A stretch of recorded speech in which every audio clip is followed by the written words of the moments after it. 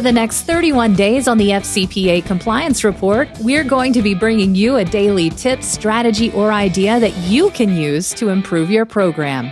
Here's your host, Tom Fox, the Compliance Evangelist. This month's sponsor of 31 Days to a More Effective Compliance program is Affiliated Monitors. Founded in 2004, Affiliated Monitors provides professional, independent integrity monitoring and ethics and compliance assessments nationally and internationally and across almost all industries. With its knowledge of effective ethics and compliance programs and cultures, Affiliated Monitors is respected for its work as the corporate monitor on matters ranging from multinational corporations to small and mid-sized companies and even individuals. Having served in over 750 monitorships, no one has more experience as an independent monitor than the team at Affiliated Monitors.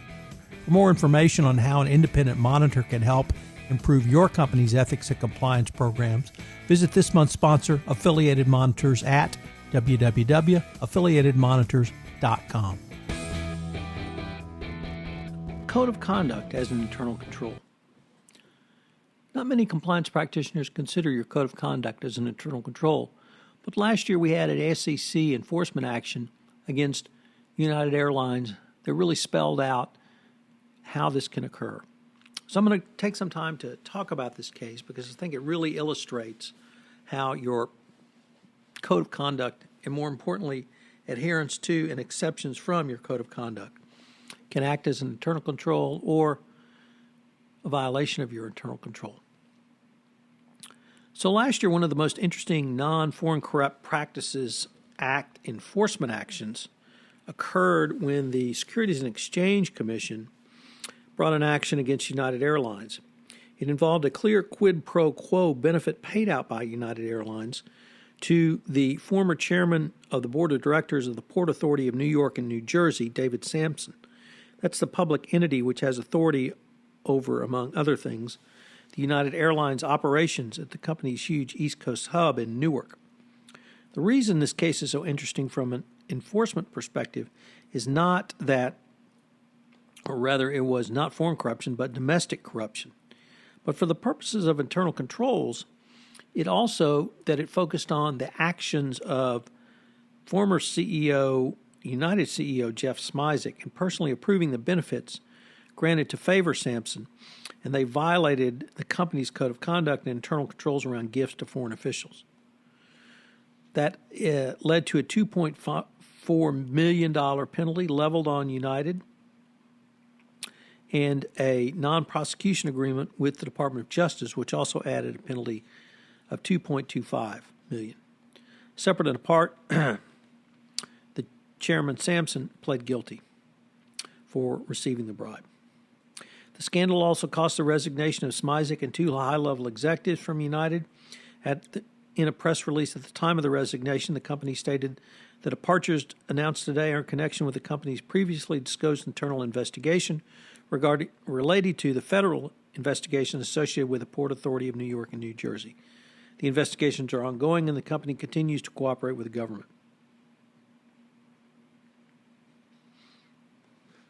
So, the facts were relatively straightforward, yet nonetheless interesting.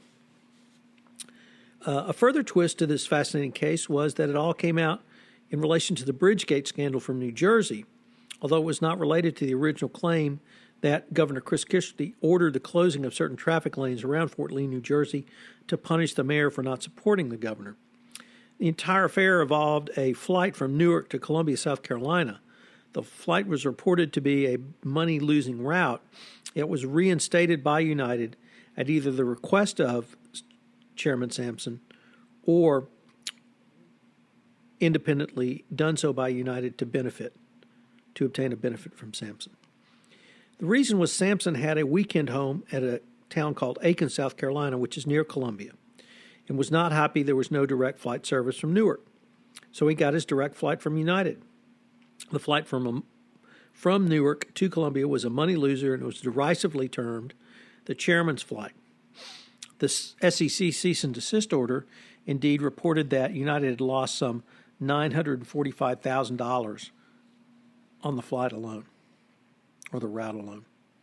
However, at the time, United was in the middle of trying to renegotiate its lease at the Newark airport with the Port Authority. And Chairman Samson demanded this for his approval to approve the lease amendment. The flight from Newark to Columbia was canceled after Samson resigned as the chairman of the Port Authority. According to the SEC order, in the fall of 2011, representatives of United and the Port Authority's Aviation Department negotiated a proposed agreement through which the Port Authority would lease approximately 3 acres of land at the airport to United for construction of a new maintenance hangar. The hangar would facilitate United's ability to perform maintenance on incoming flights and new wide-bodied aircraft, rather than having them performed at another facility. Based on preliminary assessments and the information available, United estimated the hangar would result in efficient routings that would drive $47.5 million in value to the United Air network on an annual basis post-construction. During this time period, Samson was communicating to a third party his desire that United reinstate the chairman's flight. This culminated in a dinner meeting with Smizik and his senior team with Samson. Samson once again pressured for a reinstatement of the flight. Samson stated that the old Continental Airlines, which merged with United to form the current United, used to have a nonstop route between Newark and Columbia, and asked if the CEO would reconsider that nonstop route. However, United's network planning group analyzed the projected financial performance of the route, which is United's standard process for initiating new routes. It generally included a business justification, including the preparation and consideration of financial forecasts and other market data on how the route could be expected to perform. And also included the approval of the chief revenue officer or his staff of United. The review determined that the chairman's flight would likely be a money loser, and indeed, when it was previously operated by Continental prior to the merger with United, it was continually one of the hub's poorest performing markets. However, after United declined to reinstate the chairman's flight, Port Authority Chairman Samson pulled the proposed United lease from consideration by the full board, effectively scuttling the arrangement. Shortly afterwards, Smizik approved, that United CEO Smizik, approved the establishment of the chairman's route. On the same day, United's contract for the new hangars was approved by the Port Authority. At the time, United's code of conduct prohibited United employees from directly or indirectly making bribes, kickbacks, or other improper payments to government officials, civil servants, or anyone else to influence their actions or decisions, and that no gift can be offered or accepted if it created a feeling of obligation, compromised judgment, or appeared to improperly influence the recipient. Indeed, only United's board of directors could grant the waiver to the code, and none was sought by Smizik. Pursuant to United guidelines, there could be an exception granted in accordance with the following procedure. Requests for exceptions must be submitted in writing to the Director of the Ethics and Compliance Program. Approvals for an exception will be in writing and must be obtained in advance of the action requiring the exception. Any exception to the guidelines for executive officers or member of the Board of Directors may be only made by the Board of Directors or authorized board committee and must be promptly disclosed to the company's shareholders.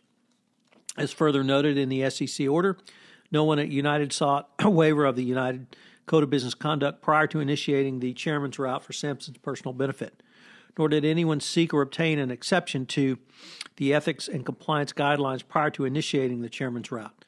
As a result, no written record reflecting the authorization of the chairman's route was prepared or maintained as required by United's policies. And as duly noted, the chairman's route was in violations of United's own policies.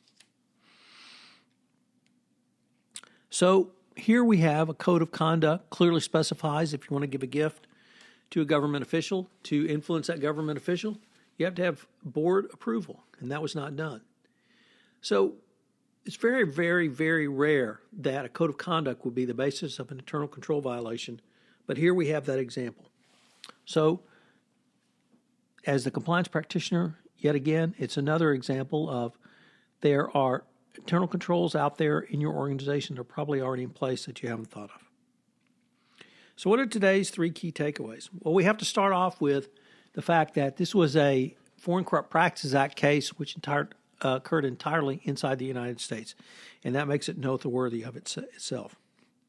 2, do not forget your code of conduct is actually an internal control, and there exceptions can be granted to the code of conduct, but leading to number 3, even your CEO and board of directors must follow the code of conduct.